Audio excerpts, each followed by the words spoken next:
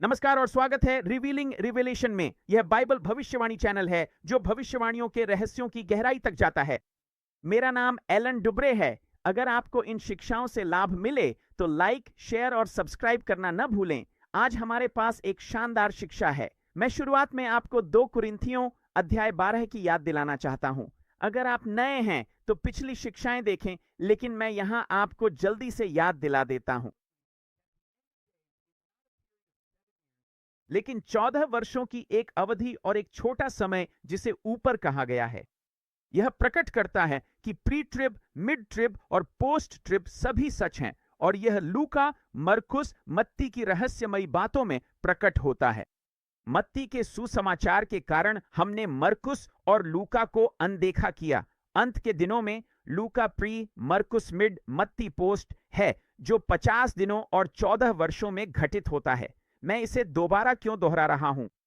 क्योंकि याद रखिए, अंत के दिन 2 7-7 वर्षों के सेट हैं। 7 वर्ष की मुहरें और 7 वर्ष की तुरहियां, जिनके बीच में एक अवधि है, एक छोटा सा समय जिसे ऊपर कहा गया है, जो सबसे पहले आता है। अगर आप लेव्य व्यवस्था अध्याय 16, माफ कीजिए, अध्याय 23 में गए हैं, तो आप जानते होंगे कि लेव्य व्यवस्था 23 हमें प्रभु के ये 7 पर्व देता है, ठीक वैसे ही जैसे एक मेनोराह पर 7 दिए होते हैं। लेकिन व्यवस्था विवरण 16 में प्रभु के लिए 3 पर्व हैं, जहां पुरुषों को प्रभु के सामने खाली हाथ आने की अनुमति नहीं है। और ये 3 पर्व हैं: बिना खमीर की रोटी का पर्व, जो कि फसह है, जो 7 दिनों तक चलता है।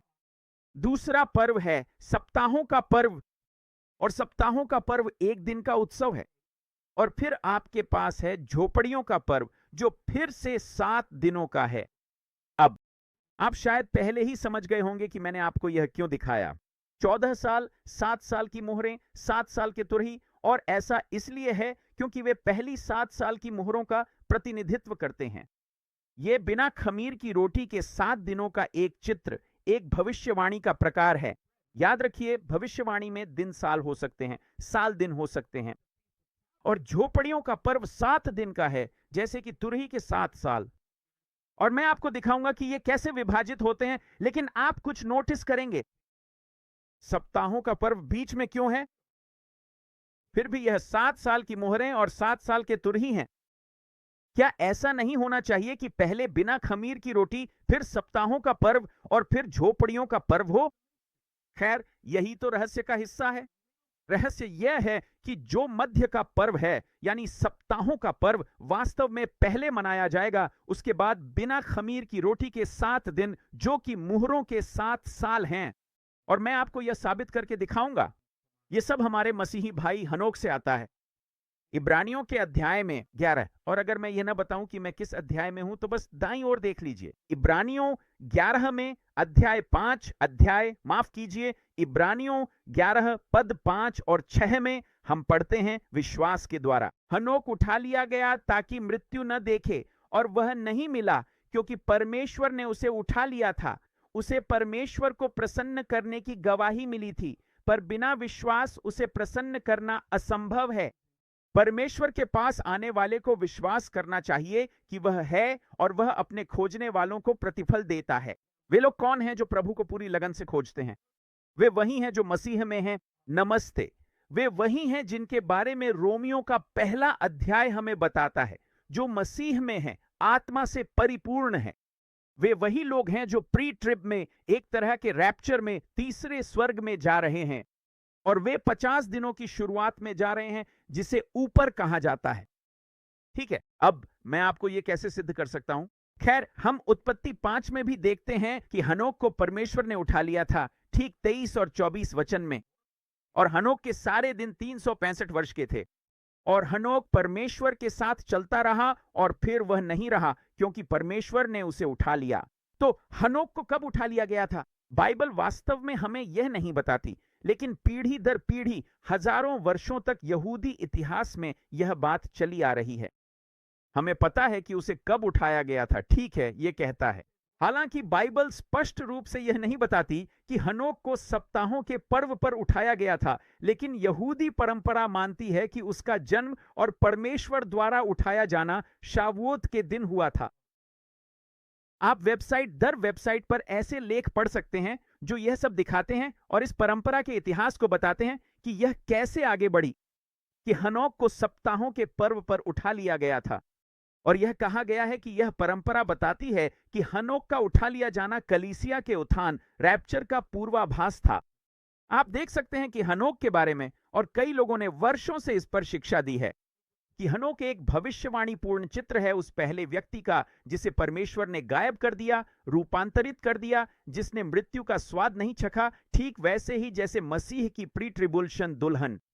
लेकिन मेरा मतलब है, ठीक है, ये ठीक है, लेकिन यह नहीं बताता कि यह मध्य पर्व कैसे है और इसे अखमीरी रोटी से पहले कैसे मनाया जाना चाहिए, ताकि आपके पास 7 दिन अखमीरी रोटी के और 7 दिन झोपड़ियों के पर्व के हों, जो 7 साल की मुहरों और 7 साल की तुरही का प्रतिनिधित्व करते हैं। तो कसकर पकड़ लीजिए, क्योंकि हमारे पास यह रहस्य यूहन्ना अध्याय 4 में दिया गया है, जिस पर प्रेरित और शिष्य शायद अपना सिर खुजा रहे होंगे। असल में अगर आप यूहन्ना अध्याय 4 पढ़ें और फिर उत्पत्ति में जाएं, तो आप रिबका के बारे में पढ़ेंगे, है ना? एक कुएं पर एक महिला। आप इसे याकूब के साथ पढ़ेंगे और लिया और राहेल के साथ। आप जानते हैं, कुएं पर होना और फिर एक निश्चित समय तक सेवा करना, यह वही चित्र कहानी है जो हमें यूहन्ना अध्याय 4 में दी जा रही है। लेकिन इस अद्भुत रहस्य को सुनिए, जिसने शायद प्रेरितों और शिष्यों को हैरान कर दिया होगा। क्यों? क्योंकि यह भविष्यवाणी के लिए था, अंत के समय के लिए था। वह पद 35 में कहता है, मैं तुमसे कहता हूं, क्या तुम ये नहीं कहते अभी 4 महीने बाकी हैं, फिर कटाई का समय आएगा? तो वह उनसे कह रहे हैं, अरे तुम लोग जानते हो कि अब से 4 महीने बाद कटाई है, और वह गेहूं की कटाई की बात कर रहे हैं।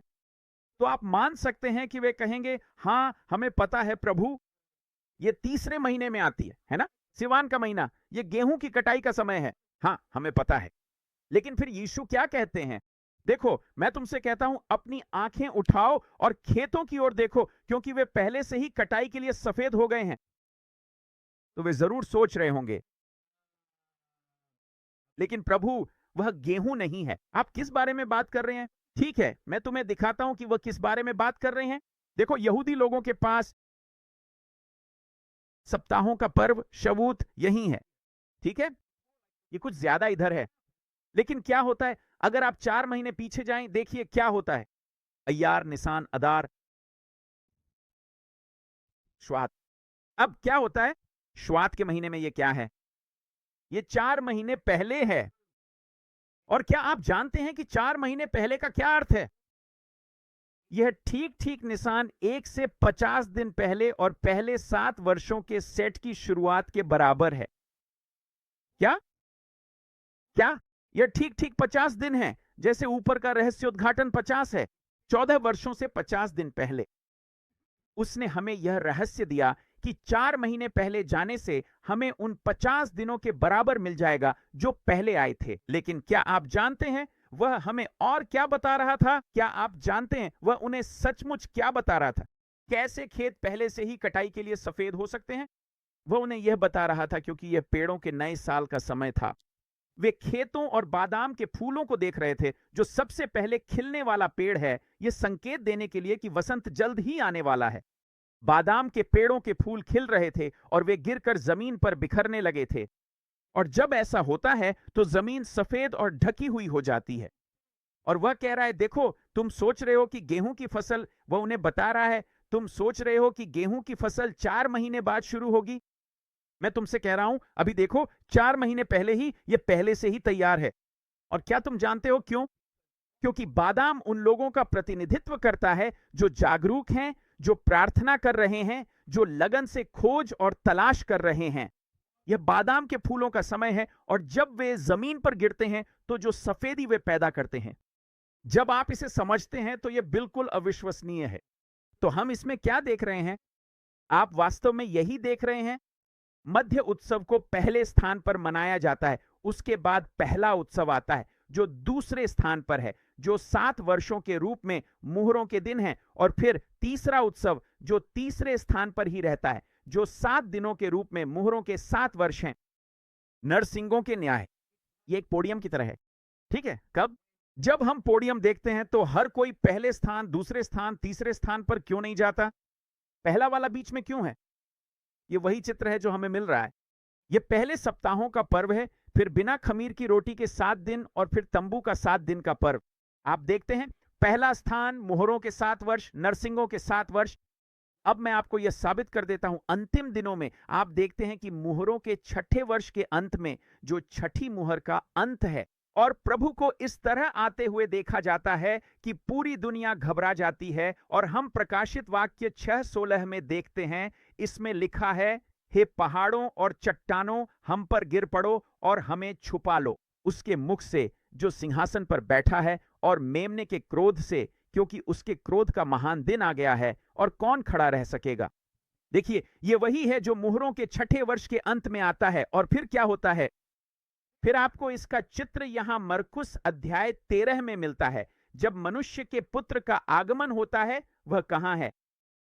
मरकुस अध्याय 16 में, क्षमा करें, मरकुस अध्याय 13 पद 26 में हम देखते हैं कि मनुष्य के पुत्र के आने का चिन्ह बादलों में दिखाई देता है, और इसका अर्थ सचमुच बादलों में ही है। और वह आ रहा है उस दिन, उस घड़ी पर जिसे कोई नहीं जानता। अगर आप समझें कि यह कैसे घटित होता है, तो यहां आपके 6 साल की मुहरें हैं, और वह उस दिन और घड़ी पर आ रहा है जिसे कोई नहीं जानता। वह तुरही का पर्व है। और क्या होता है, वहां मुहरों का 7वां वर्ष है। और अब मुहरों के 7वें वर्ष में क्या होता है, इसे ध्यान से देखिए। प्रकाशित वाक्य अध्याय 7, यह एक बड़ी भीड़ है जिसे कोई गिन नहीं सकता। क्या आप जानते हैं क्यों? क्योंकि व्यवस्था विवरण 16 में बिना खमीर की रोटी का पर्व, जो 7 दिनों का पर्व है और जिसे क्लेश की रोटी कहा जाता है, वह केवल सीधे 7 दिन नहीं है। असल में 6 दिन तक तुम बिना खमीर की रोटी खाओगे, और 7वें दिन एक पवित्र सभा होगी। तो यह 6 दिन है, और 7वां दिन एक पवित्र सभा है। अंत के दिनों में यह मुहरों के 6 वर्ष हैं, और फिर 7वें वर्ष में पवित्र सभा होती है। मध्य क्लेश की महान भीड़। देखिए यह कैसे काम करता है। क्या आप जानते हैं कि झोपड़ियों का पर्व, टैबरनेकल्स, वैसे नहीं होता? ये देखिए, यहां तक कि अंत के दिनों में भी हमारे पास तुरही के न्याय के 7 वर्ष हैं, जो प्रकाशित वाक्य 8 में शुरू होते हैं और प्रकाशित वाक्य 11 पद 15 में समाप्त होते हैं, जहां लिखा है, 7वें स्वर्गदूत के तुरही बजाते ही स्वर्ग में बड़ी आवाजें आईं, संसार का राज्य हमारे प्रभु और उसके मसीह का हो गया है, वह युगानुयुग राज्य करेगा। अब सर्वशक्तिमान के क्रोध का समय है, जो मत्ती 24 के अनुसार अंगूरों को रौंदने जैसा है। यही वह समय है जब प्रभु यहां आते हैं। पद 30 में यह मनुष्य के पुत्र के बादलों में आने का चिन्ह है, लेकिन यह इसमें नहीं है। अगर आप मैथ्यू में स्ट्रॉन्ग्स कॉन्कॉर्डेंस देखें, यहां यह शब्द ऑन है, और यही एकमात्र जगह है जहां ऑन है, क्योंकि यह वही समय है जब वह बादलों पर आ रहा है। जब वह आ रहा है, क्या? एक महान तुरही की ध्वनि के साथ, जो अंतिम तुरही है, 7वीं तुरही, और वह उस दिन और घड़ी पर भी आ रहा है, कोई नहीं जानता। तो क्या होता है, अब आपके पास तुरही के न्याय के 6 वर्ष हैं, और वह जैतून पर्वत पर अपने पांव रखकर लौट रहा है उस दिन और घड़ी पर जिसे कोई नहीं जानता, जिससे तुरही का 7वां वर्ष बचता है, या जैसे झोपड़ियों के 7 दिन जो क्लेश का 14वां वर्ष है। और बड़े परिप्रेक्ष्य में यह जुबली चक्र का 49वां वर्ष है। क्या आप जानते हैं कि केवल मत्ती ही यह कहता है कि प्रभु के आगमन के समय वैसा ही होगा जैसा नूह के दिनों में था, उस दिन और घड़ी के बारे में जिसे कोई नहीं जानता? क्या आप जानते हैं ऐसा क्यों है? क्योंकि उत्पत्ति 7 में नूह के दिन दूसरे महीने की 17वीं तारीख से शुरू हुए थे, और उत्पत्ति अध्याय 8 श्लोक 14 में यह दूसरे महीने की 27वीं तारीख को समाप्त हुआ था। यह 1 साल और 10 दिन लंबा है, और ऐसा इसलिए है क्योंकि जुबली की गिनती के 7 गुणा 7 साल के चक्र के 49वें वर्ष में केवल 49वां वर्ष ही अतिरिक्त 10 दिन लंबा होता है, ताकि तुरही का बजना प्रायश्चित के दिन हो सके। इसका क्या मतलब है? प्रभु नूह के दिनों का न्याय ला रहे हैं उस अंतिम 14वें वर्ष में, उस 7वें झोपड़ियों के वर्ष में, जो प्रायश्चित के दिन के लिए पूरी तरह उपयुक्त है। क्योंकि झोपड़ियों के 7 दिन ऐसे नहीं हैं कि 6 दिन अलग हों और फिर 7वां, बल्कि यह झोपड़ियों के पूरे 7 दिन हैं, जैसे तुरही के न्याय के पूरे 7 वर्ष। लेकिन गंभीर सभा कब होती है झोपड़ियों की? यह 7 दिनों पर नहीं है, बल्कि 8वें दिन गंभीर सभा होती है। और इसका कारण यह है कि जो लोग एक समय, 2 समय और आधे समय के लिए उकाब के पंखों पर भाग गए थे, जैसा कि प्रकाशित वाक्य 12:14 में है, उन्हें तब तक सुरक्षित रखा जाएगा जब तक अंतिम 7वां वर्ष पूरा नहीं हो जाता और प्रभु ने विनाश नहीं ले आया। फिर वह उन्हें 8वें दिन की गंभीर सभा में वापस इकट्ठा करेंगे, जो जुबली के रूप में दर्शाई गई है। मैं प्रार्थना करता हूं कि यह आपको आशीर्वाद दे। फिलहाल के लिए अलविदा।